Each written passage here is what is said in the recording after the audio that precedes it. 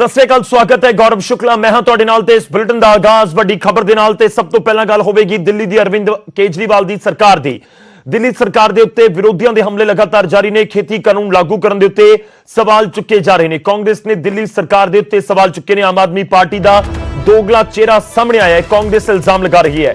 मुख्यमंत्री कैप्टन अमरिंदर सिंह दे वल्लों भी बयान जारी करके केंद्र दे नाल जो किसानी कानून ने या खेतीबाड़ी कानून ने उसदे नाल सवाल चुके गए ने। दिल्ली दी केजरीवाल सरकार दे उत्ते ते इल्जाम ने कि 23 तरीक नूं एक कानून जिहड़े 3 कानून सी उसदे विचों एक लागू कर दिता गया है। उसदा नोटिफिकेशन दी कॉपी भी सामने आई है, वो भी तुहानूं दिखा रहे हैं। ते कांग्रेस दे निशाने दे उत्ते इस समय आम आदमी पार्टी है, दिल्ली दी सरकार है। ते इल्जाम यही लगाए जा रहे हैं कि दोगला चेहरा दिल्ली दी सरकार दा या आम आदमी पार्टी दा सामने आया है। तो सुनावांगे कि कुछ कह रहे ने कांग्रेस के आगू। पर सीधा लेके चलते हैं इस समय अरविंद केजरीवाल दिल्ली के मुख्यमंत्री प्रेस कॉन्फ्रेंस कर रहे हैं। ये हम सबकी लड़ाई है। जरा सोचिए, जो 2 वक्त की रोटी हम खाते हैं वो हमारे किसान भाइयों की मेहनत की उगाई हुई होती है। हम सबको इस लड़ाई में अपने किसान भाइयों का साथ देना है। कल पंजाब के मुख्यमंत्री ने मुझ पे आरोप लगाए कि दिल्ली में मैंने ये काले कानून पास कर दिए।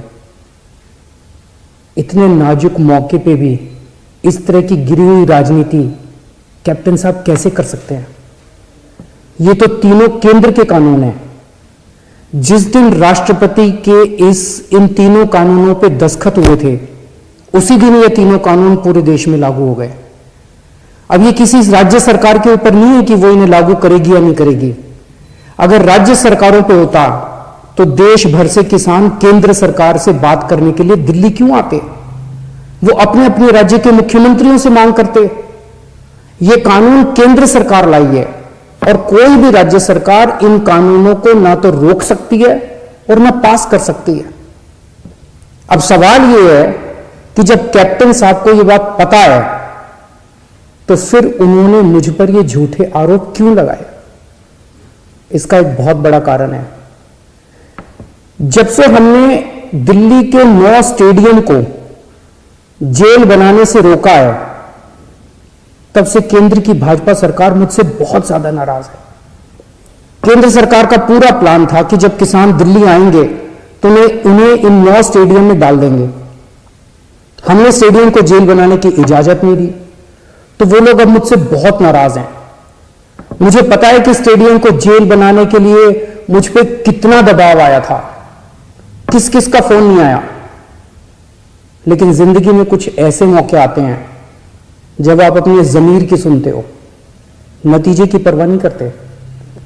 कैप्टन साहब, क्या इन्हीं लोगों का आप पे दबाव है जो आप मुझ पे झूठे आरोप लगा रहे हो, मुझे गालियां दे रहे हो, बीजेपी की बोली बोल रहे हो, बीजेपी के साथ ये दोस्ती निभा रहे हो, या कोई दबाव है क्योंकि आपके परिवार पे ईडी के केस चल रहे हैं आजकल और ईडी के नोटिस भी आ रहे हैं आजकल?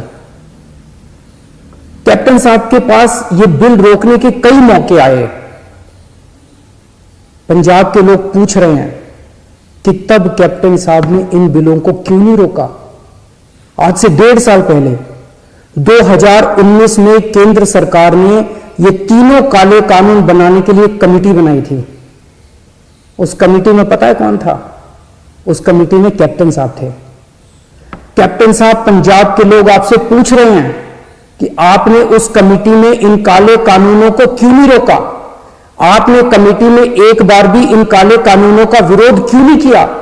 आपने बाहर आके लोगों को क्यों नहीं बताया कि केंद्र सरकार इतने खतरनाक कानून बनाने जा रही है?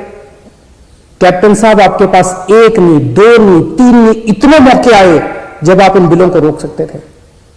आज पंजाब का किसान आपसे पूछ रहा है कि आपने ये बिल क्यों नहीं रोके? आज दिल्ली की सरहद पे पंजाब का किसान है और देश की सरहद पे उसी किसान का बेटा पंजाब का जवान है। अभी कुछ दिन पहले पंजाब के एक किसान सरदार कुलवंत सिंह जी दिल्ली की सरहद पे बैठे हुए थे और खबर आई कि उनका 22 साल का जवान बेटा सुखबीर सिंह बॉर्डर पे देश के लिए शहीद हो गया। इस सब के बीच जब कुछ लोग आए दिन किसानों को आतंकवादी बुलाते हैं, देशद्रोही कहते हैं, तो मैं सोचता हूं कि बॉर्डर पर उन जवानों पर क्या बीतती होगी जिनके किसान मां बाप को आतंकवादी कहा जा रहा है। आज हम सबको तय करना होगा कि हम देश के किसानों के साथ हैं या उन्हें आतंकवादी कहने वालों के साथ हैं। मेरी सभी देशवासियों से अपील है कि हर देशभक्त किसानों का साथ दे।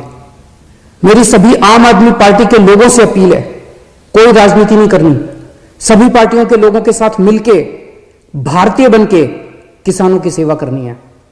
राजनीति करने को पूरी जिंदगी पड़ी है, अभी बस सेवादार बनके सेवा करो। हमें इस इनकलाब का ना राजनीतिकरण करना है और ना इस इनकलाब का राजनीतिकरण होने देना है। मेरी केंद्र सरकार से अपील है कि किसानों को सभी मांगे किसानों की तुरंत मानी जाएं और एमएसपी की गारंटी को कानून में डाला जाए। जय हिंद।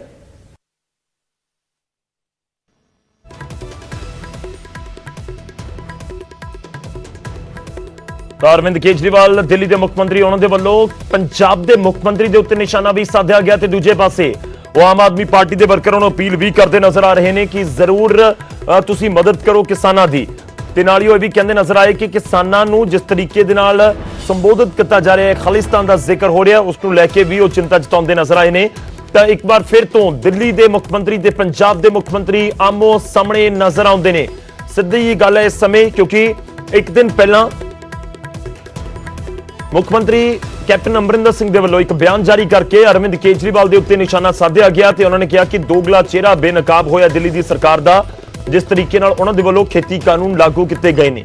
ਇੱਕ ਨੋਟੀਫਿਕੇਸ਼ਨ ਦੀ ਕਾਪੀ ਦਾ ਵੀ ਲਗਾਤਾਰ ਜ਼ਿਕਰ ਹੋ ਰਿਹਾ, ਉਹ ਵੀ ਅਸੀਂ ਤੁਹਾਨੂੰ ਦਿਖਾ ਰਹੇ ਹਾਂ। ਤੇ ਨਾਲ ਹੀ ਅਰਵਿੰਦ ਕੇਜਰੀਵਾਲ ਨੇ ਹੁਣ ਆਪਣੀ ਪ੍ਰੈਸ ਕਾਨਫਰੰਸ ਦੇ ਦੌਰਾਨ ਇਸ ਦਾ ਜ਼ਿਕਰ ਕੀਤਾ ਹੈ ਕਿ ਖੇਤੀ ਬਿੱਲ ਲਾਗੂ ਕਰਨੇ ਹੀ ਪੈਣਗੇ ਜਦੋਂ ਕੇਂਦਰ ਦੇ ਵੱਲੋਂ ਲੈ ਆਏ। ਮੈਂ ਕੋਈ ਕਾਨੂੰਨ ਲਾਗੂ ਨਹੀਂ ਕੀਤਾ, ਅਰਵਿੰਦ ਕੇਜਰੀਵਾਲ ਦੇ ਵੱਲੋਂ ਕਿਹਾ ਗਿਆ। ਉਹਨਾਂ ਨੇ ਕਿਹਾ ਕਿ ਕੇਂਦਰ ਸਰਕਾਰ ਨੇ ਲਾਗੂ ਕੀਤਾ ਹੈ ਕਾਨੂੰਨ।